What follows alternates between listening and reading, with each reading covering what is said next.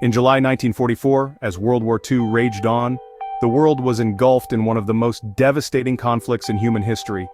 Nations were torn apart, economies were shattered, and the future seemed uncertain. Amidst this chaos, a beacon of hope emerged. In the serene and picturesque small town of Bretton Woods, New Hampshire, a historic gathering took place. This tranquil setting was chosen for a monumental task that would shape the future of the global economy. Over 700 delegates from 44 allied nations convened at the Grand Mount Washington Hotel. These delegates were some of the brightest minds and most influential leaders of their time, representing a diverse array of countries and cultures. Their mission was ambitious: to design a new international monetary system for the post-war world. They aimed to create a system that would prevent the economic instability that had contributed to the outbreak of the war and ensure lasting peace and prosperity. The world was weary of war. The devastation and loss had left deep scars on the global community. People everywhere yearned for stability, security, and a chance to rebuild their lives. Economic depression still lingered in the minds of many. The memories of the Great Depression, with its widespread unemployment, poverty, and despair, were still fresh. The delegates knew that a robust economic framework was essential to prevent such a catastrophe from happening again. The delegates at Bretton Woods sought to create a framework for stability and prosperity. They engaged in intense discussions, debates, and negotiations, each bringing their unique perspectives and expertise to the table. Their goal was to establish a system that would promote international economic cooperation and prevent future conflicts. Among the notable figures at the conference was the renowned British economist John Maynard Keynes. His ideas and vision played a crucial role in shaping the discussions and outcomes of the conference. Keynes, along with other influential economists, advocated for a system that would provide financial stability and support economic growth. After weeks of deliberation, the delegates reached a consensus and signed a series of agreements that laid the foundation for the modern international monetary system.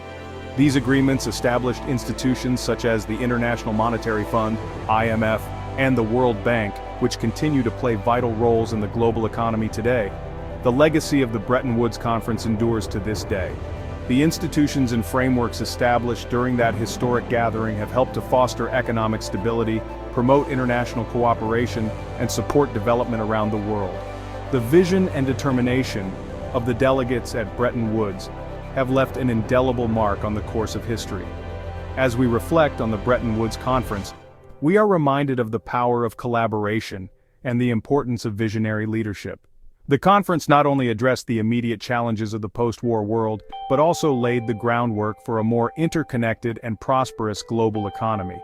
The spirit of Bretton Woods continues to inspire efforts to build a better future for all.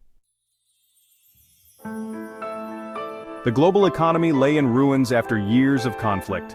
International trade had been disrupted. Currencies fluctuated wildly. The Great Depression of the 1930s loomed large, a stark reminder of the consequences of economic instability. Protectionist policies had exacerbated the Depression's effects. Competitive devaluations of currencies had created chaos in international markets. The delegates at Bretton Woods were determined to avoid repeating these mistakes. The Bretton Woods Agreement, signed in July 1944, was a landmark event that established a new framework for international economic cooperation. This agreement set up a system of fixed exchange rates where currencies were pegged to the US dollar. The US dollar, in turn, was directly convertible to gold at a fixed price of $35 per ounce. This system was designed to provide a stable environment for international trade and investment, which was crucial for the post-World War II economic recovery. Under this system, countries agreed to maintain their currency values within a narrow margin against the US dollar. This meant that if a country's currency value deviated too much, it would intervene in the foreign exchange market to bring it back in line. The US dollar's convertibility to gold provided a solid anchor, instilling confidence in the global monetary system. This arrangement aimed to prevent the competitive devaluations and economic instability that had plagued the interwar period. The fixed exchange rate system facilitated international trade by reducing the risks associated with currency fluctuations. Businesses and investors could engage in cross-border transactions with greater certainty about the value of their investments. This stability was essential for rebuilding war-torn economies and fostering global economic growth. The Bretton Woods system also encouraged countries to pursue sound economic policies, as maintaining a fixed exchange rate required disciplined fiscal and monetary management. To oversee this new monetary order, two key institutions were established: the International Monetary Fund, or IMF, and the International Bank for Reconstruction and Development, which later became known as the World Bank. These institutions were created to provide financial assistance and support to countries in need, ensuring the stability and smooth functioning of the global economic system. The IMF was tasked with providing short-term loans to countries facing balance of payments difficulties. These loans were intended to help countries stabilize their economies and maintain their fixed exchange rates.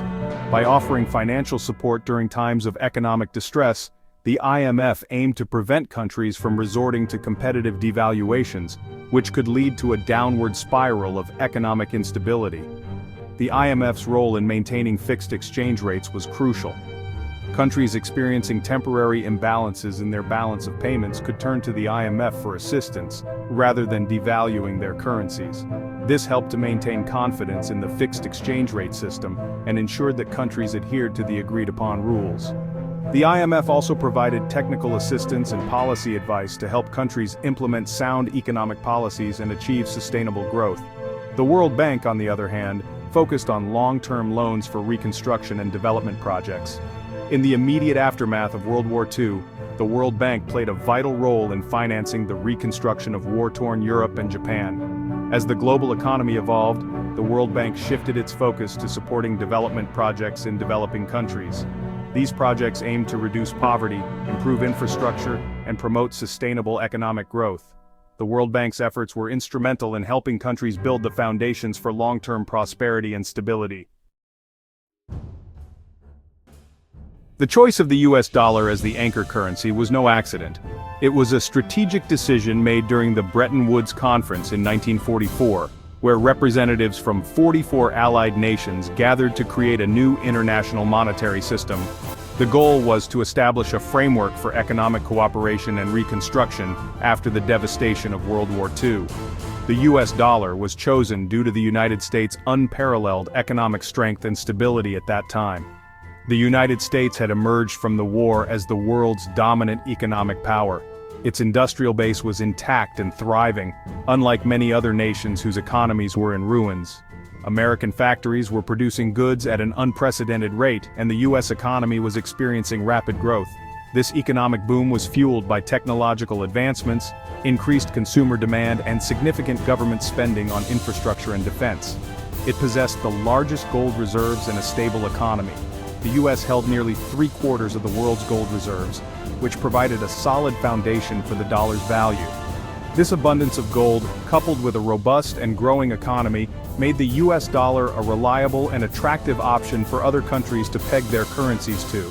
The stability of the US economy was further reinforced by sound fiscal and monetary policies, which helped maintain low inflation and steady growth.